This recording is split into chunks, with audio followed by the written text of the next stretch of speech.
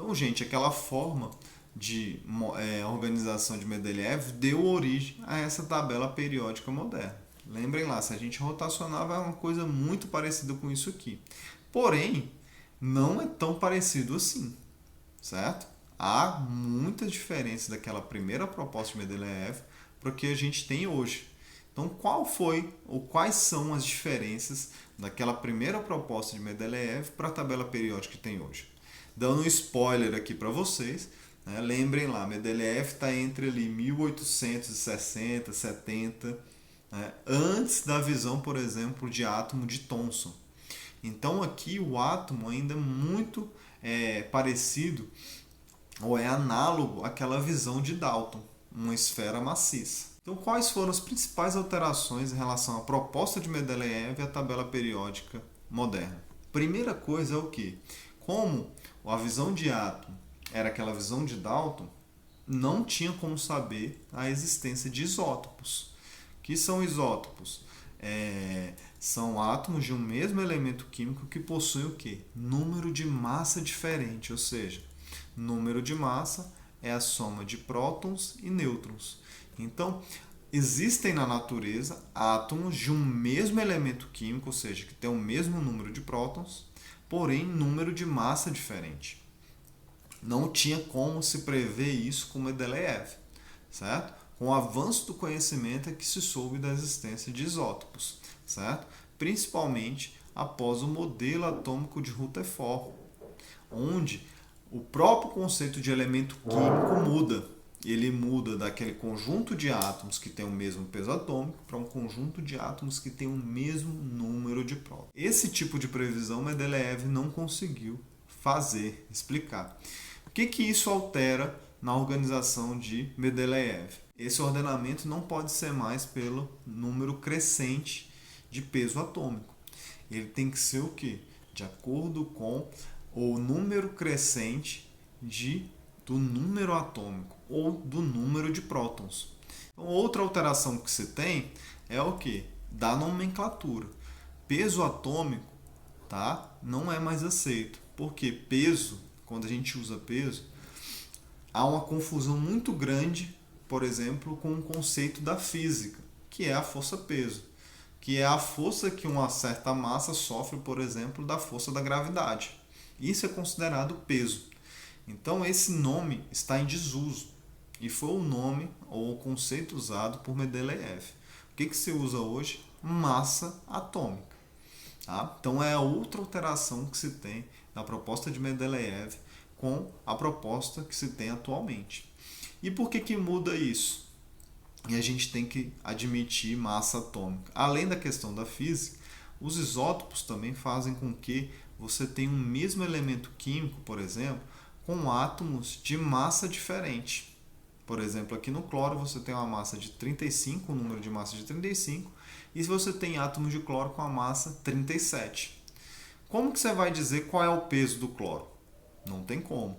Então a gente vai para uma proposta que a gente vai analisar agora, certo? Ou posteriormente, de massa atômica. Qual é essa distinção entre massa atômica e número de massa? Lembrem lá, o número de massa que a gente viu é o quê? A soma de prótons e nêutrons.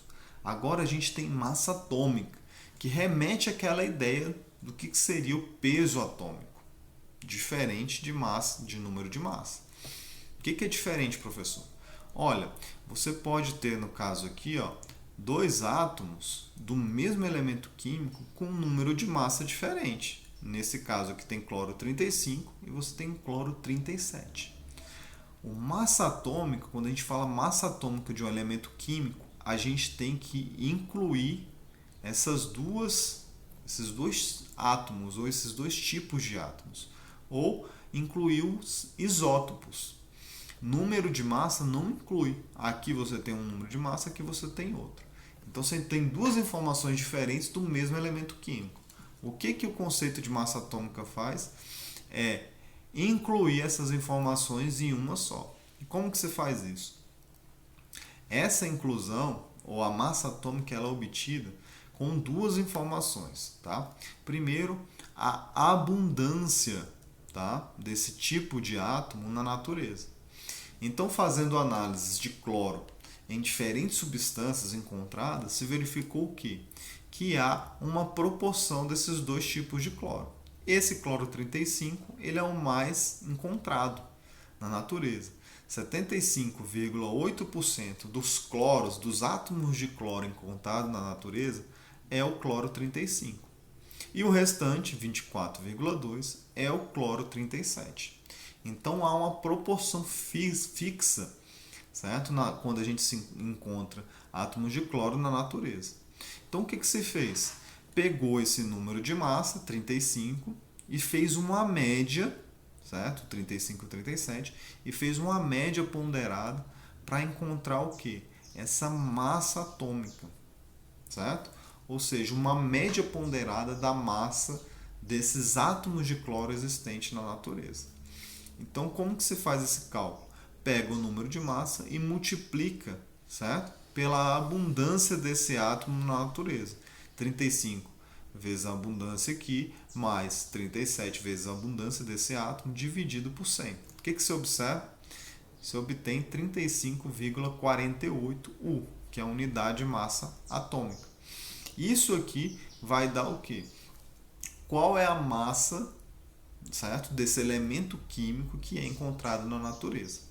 Então, se a gente for ver, isso é a média da massa dos átomos de cloro encontrado na natureza. E é isso que a gente chama de massa atômica, bem diferente do que é número de massa. O número de massa eu posso ter ele com números diferentes do mesmo elemento químico. Massa atômica não. Eu tenho a mesma massa atômica para cada elemento químico. Ou um elemento químico específico tem somente uma massa atômica. Então, a tabela periódica moderna, com essas alterações, tem essa cara que temos hoje, né, que a gente vê hoje, com vários elementos químicos descobertos após a proposta de Mendeleev, com a mudança da ordenação de peso atômico para número atômico, número de prótons, e a consideração, certo, da massa atômica de cada elemento químico. Lembrando que existem elementos químicos que têm átomos com um número de massa diferente, ou seja, tem isótopos desse elemento químico. Outra coisa que a gente tem que levar em consideração em relação à tabela periódica moderna. Cada grupo aqui, lembrando, né, da evolução dessa classificação, cada grupo desse significa o quê? Ou seja, cada coluna dessa a gente conhece como grupo. E o que tem de semelhante dentro desse grupo aqui? São as propriedades físicas e químicas desses átomos. Tá? Então, se a gente pegar lítio e sódio, eles têm propriedades físicas e químicas muito parecidas. Por exemplo, cores parecidas, reagem com substâncias, por exemplo, água, de modo parecido, tem densidades parecidas. Então, é isso que a gente chama de propriedades físicas e químicas semelhantes. Então, todos os átomos que estão na mesma coluna têm essas propriedades físicas e químicas semelhantes. Outra coisa importante que a gente tem que saber é que as linhas aqui, conhecidas como períodos, também traz padrões. Tá? Então, por exemplo, átomos que estão no primeiro período, o que significa? Significa que esses átomos nêutrons têm o quê?